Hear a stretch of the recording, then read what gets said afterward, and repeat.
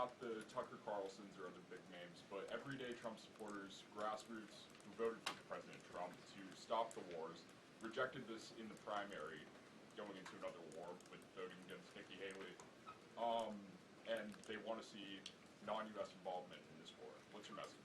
Trust in President Trump.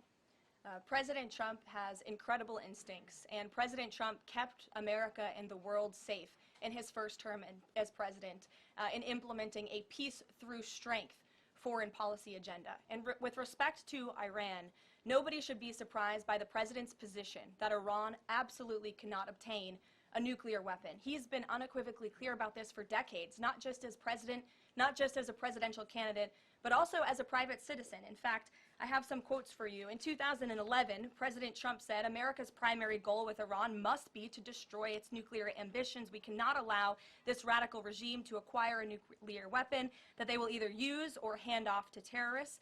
In 2015, the president said, "The problem is that Iran poses an existential threat to Israel, our Middle Eastern allies, and the United States." And of course, the president has repeated that in his first term as president and his second term as president as well. That's why he was adamantly opposed to the disastrous Iranian nuclear agreement that was implemented by President Obama, and it's why he has given great latitude and given a lot of effort to achieving a diplomatic solution. But he's been very clear.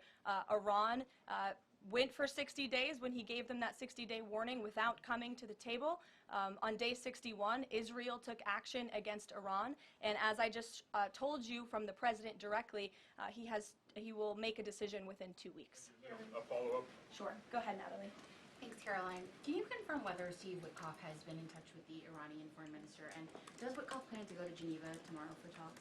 I am not tracking that on Mr. Witkoff's travel schedule, but I can certainly check in with him to be sure.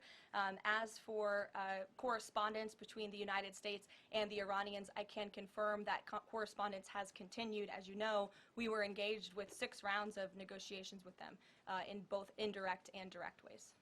Thanks, Kelly. Just to clarify the president's statement just now, when he says that he'll make a decision in the next 2 weeks, is he saying that if Iran does not come back to the negotiating table within the next 2 weeks, that the president will strike? The president is saying that he will make a decision whether or not to go within the next 2 weeks. It's very clear and direct. And is he seeing any signs of progress? He obviously is holding out hope for negotiations, but is he seeing any inklings of progress that give him that hope that talks are still possible? Well, that's why he said in the statement that I just read for all of you, based on the fact that there's a substantial chance of negotiations that may or may not take place with Iran in the near future, he will make that decision within the next 2 weeks. What makes him think there's still a substantial chance, is my question. I'm not going to get into the reasoning and the rationale the president believes that, but that's his position, and he will make a decision within the next 2 weeks. Karoline. Sure. Thanks, Karoline.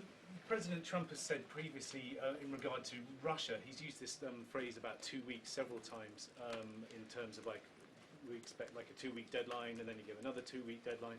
How can we be sure that he's going to stick to this one on making a decision on Iran?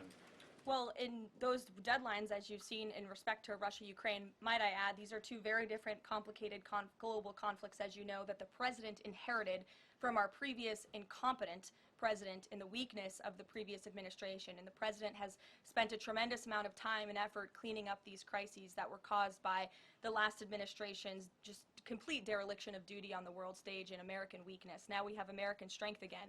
With respect to Russia and Ukraine, because of that American strength and the president's leadership, we have seen these 2 sides engage in direct negotiations. And the last time the president said 2 weeks, you saw Russia and Ukraine have direct negotiations for the first time in years. And so the president is always interested in a diplomatic solution to the problems and the global conflicts in this world. Again, he is a peacemaker in chief. He is the peace through strength president. And so if there's a chance for diplomacy, the president's always going to grab it. But he's not afraid to use strength as well, I will add. Francesca. Thanks, Karoline. What exactly would a deal with Iran need to entail? No enrichment of a uranium, and it would absolutely not, Iran is not absolutely not able to achieve a nuclear weapon. The president has been very clear about that. And by the way, the deal that Special Envoy Witkoff proposed to the Iranians was both realistic and acceptable within its terms. And that's why the president is sent that deal to them. To follow up on what you told Natalie, are the talks that the United States is currently having with Iran direct, or are those through intermediaries? And if so, which countries are acting as the intermediary right now? Out of respect for the ongoing discussions and negotiations, I am not going to get into the details of them. We've provided you confirmation for now.